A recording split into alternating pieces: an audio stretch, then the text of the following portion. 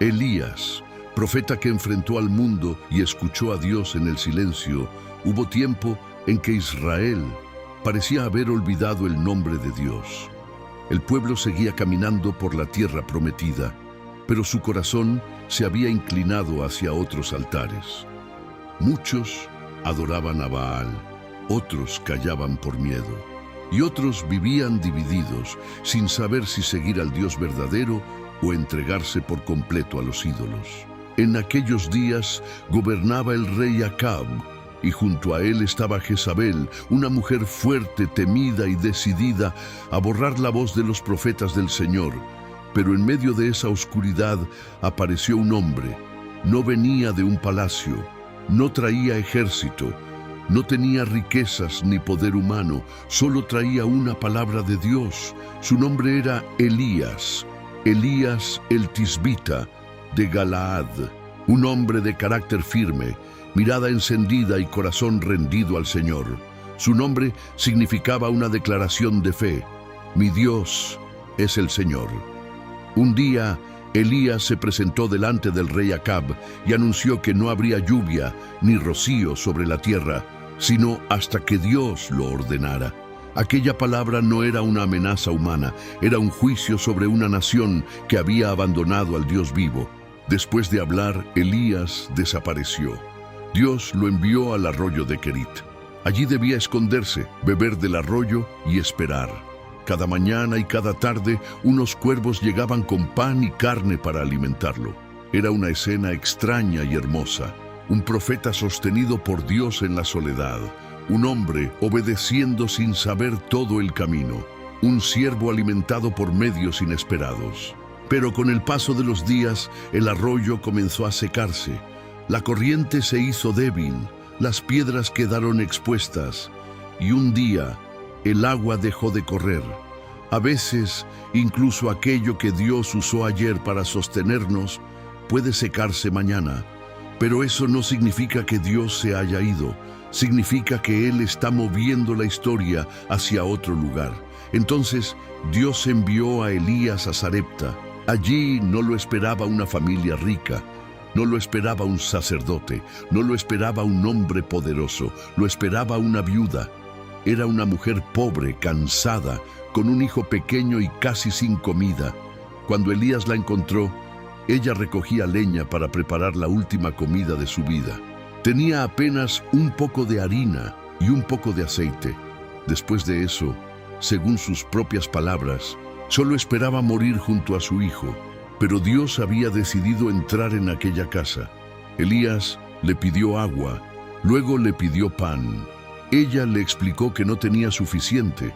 Entonces Elías le dijo una frase que Dios repite muchas veces al corazón humano cuando todo parece perdido: no temas.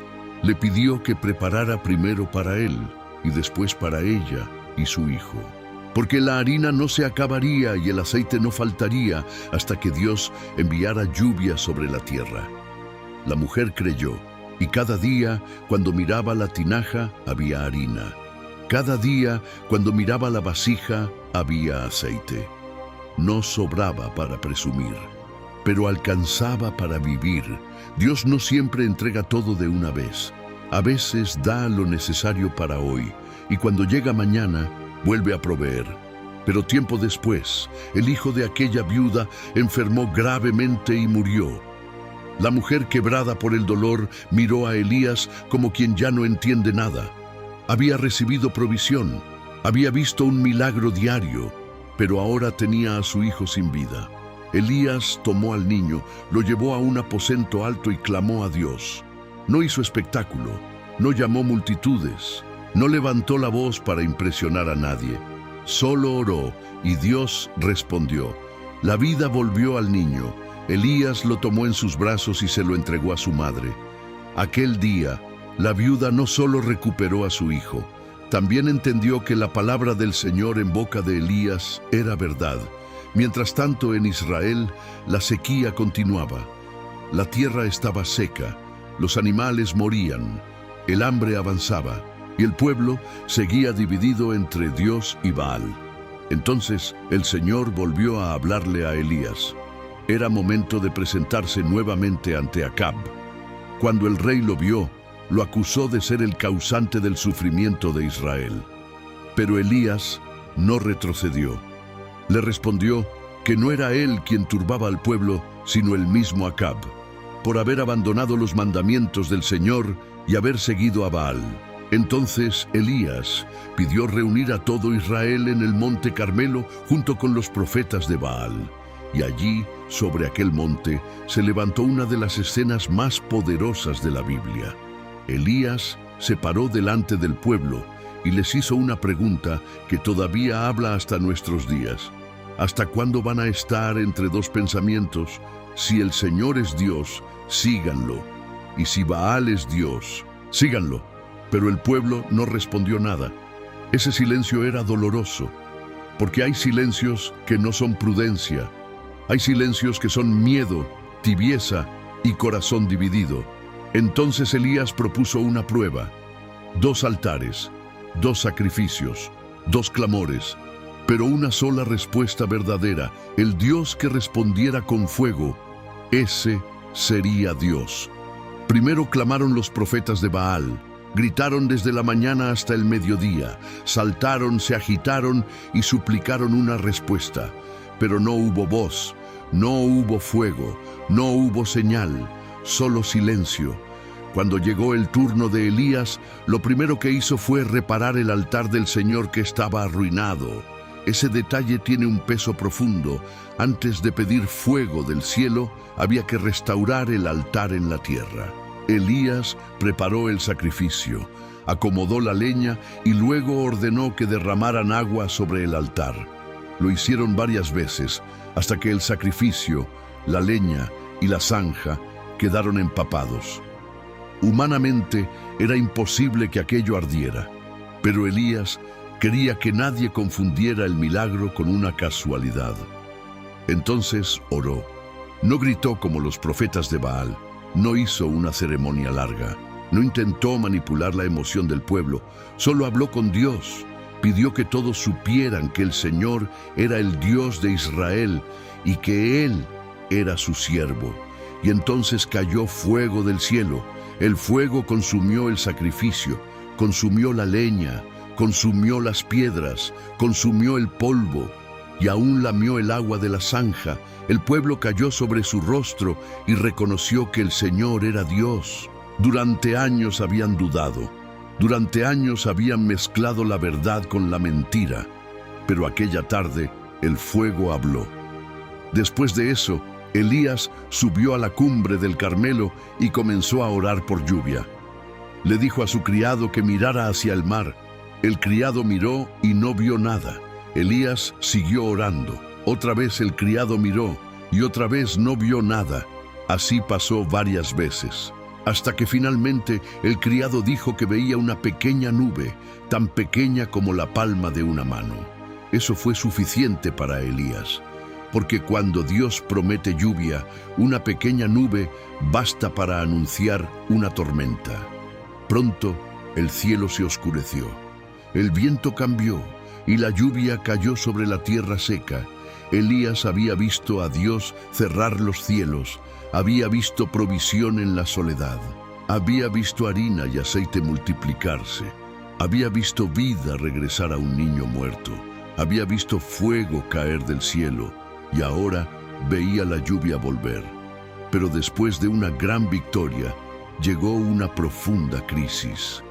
Jezabel escuchó lo ocurrido y envió una amenaza contra Elías. Y aquel hombre que había enfrentado al rey, al pueblo y a los profetas de Baal, tuvo miedo. Huyó al desierto. Esto nos muestra algo profundamente humano. La fe no elimina el cansancio. La valentía no impide el agotamiento. Y un siervo de Dios también puede quebrarse por dentro. Elías caminó hasta quedar exhausto. Se sentó debajo de un árbol y pidió morir. Ya no quería seguir, ya no tenía fuerzas, ya no veía futuro, pero Dios no lo trató con dureza. Dios lo dejó dormir.